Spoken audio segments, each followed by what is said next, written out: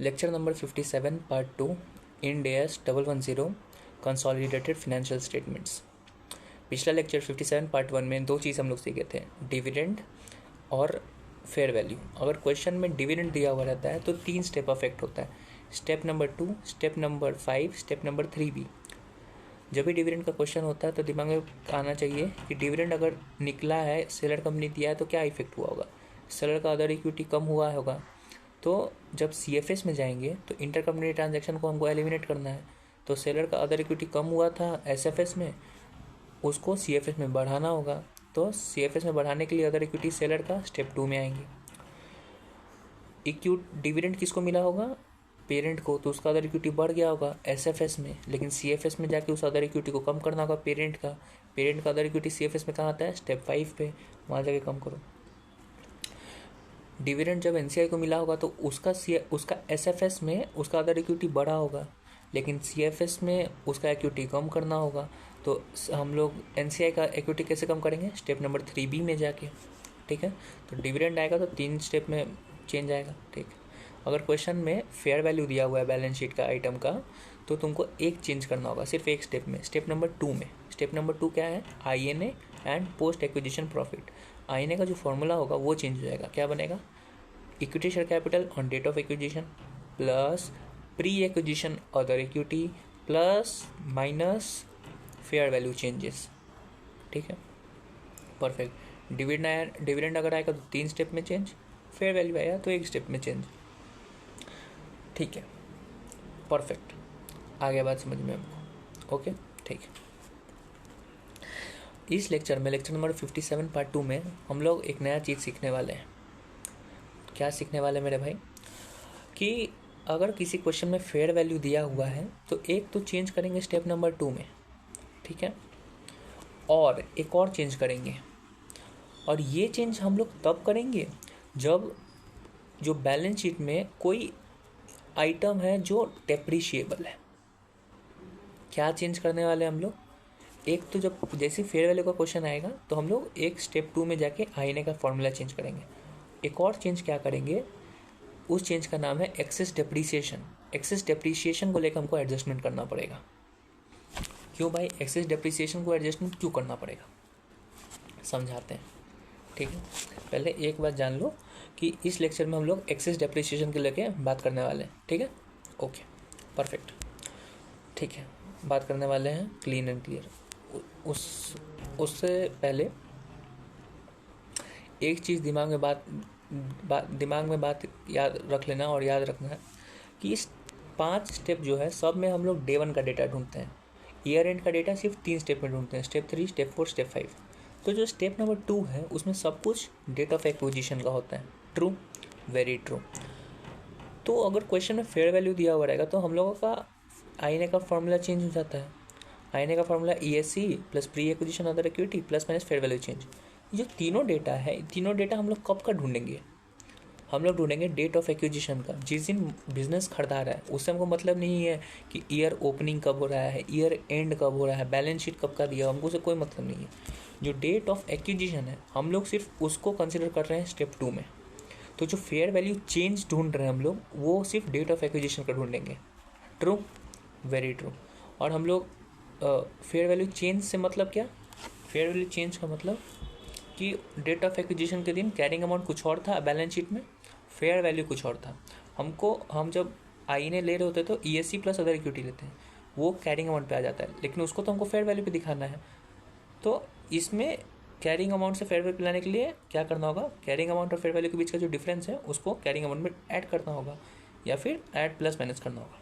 True, okay, perfect.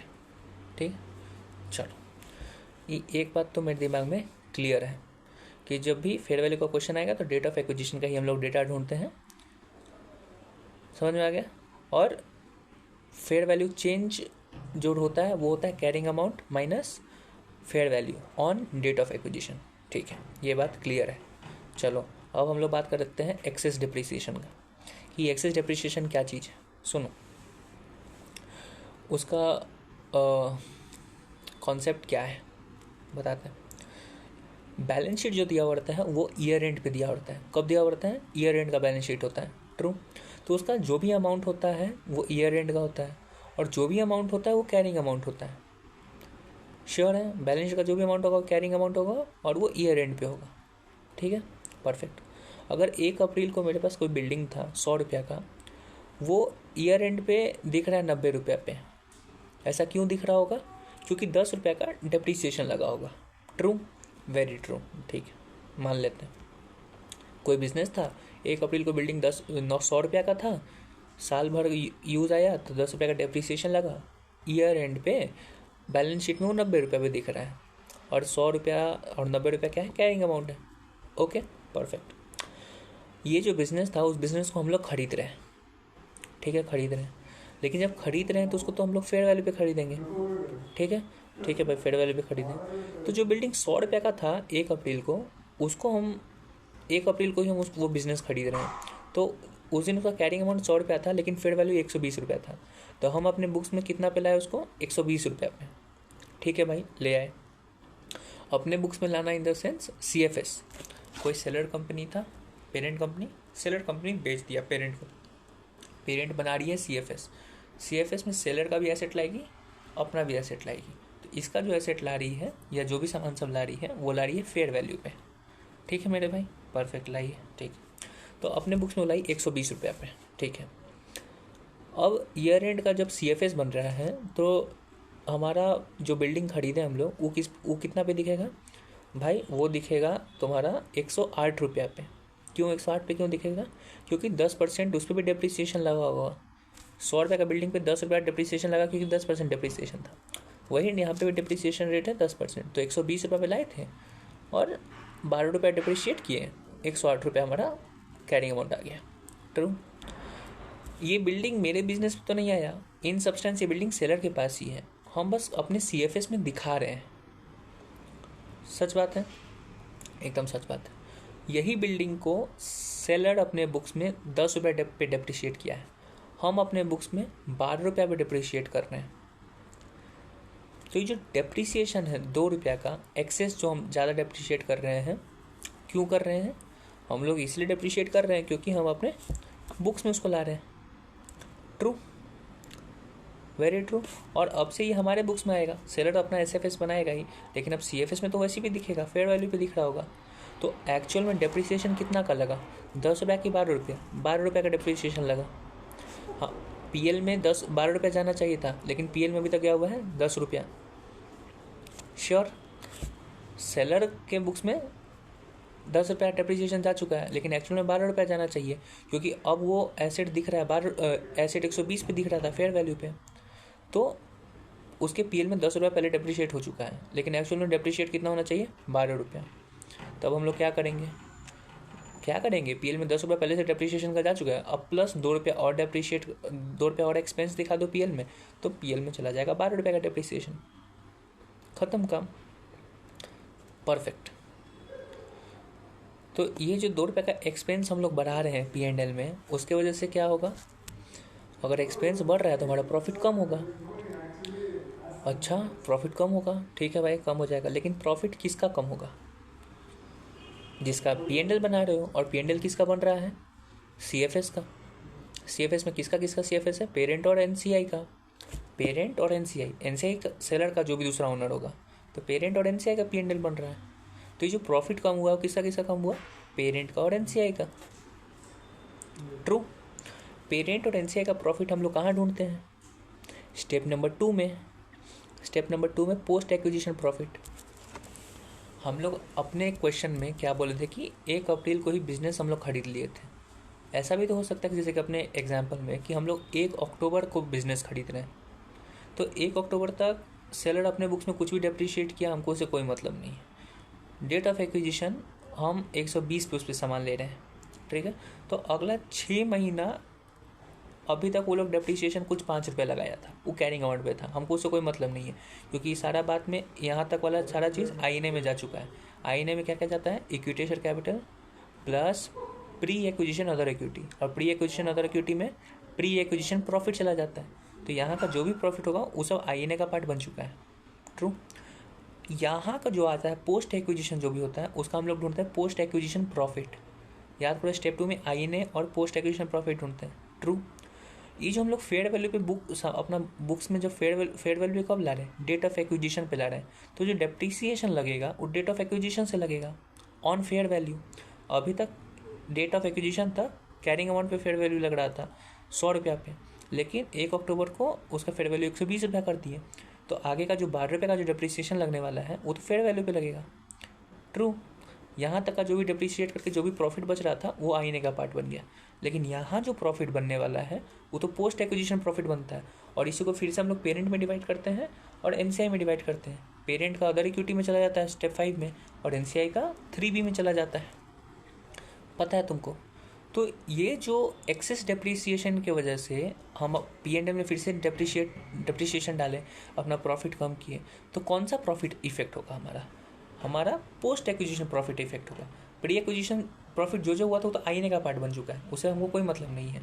Fair value change जो भी हो रहा है वो डेट ऑफ एक्विजिशन के दिन हो रहा है, उससे तो पहले नहीं हो रहा है, तो प्री एक्विजिशन से हमको कोई मतलब ही नहीं है। तो ये जो प्रॉफिट कम होगा वो कब होगा, वो हमारा पोस्ट एक्विजिशन वाला में टाइम में होगा। परफेक्ट, एकदम परफेक्ट। तो हम लोग पोस्ट एक्विजिशन प्रॉफिट को कम कैसे करेंगे? पोस्ट एक्विजिशन प्रॉफिट को कम करने के लिए तुमको क्या करना होगा, फॉर्मूला है।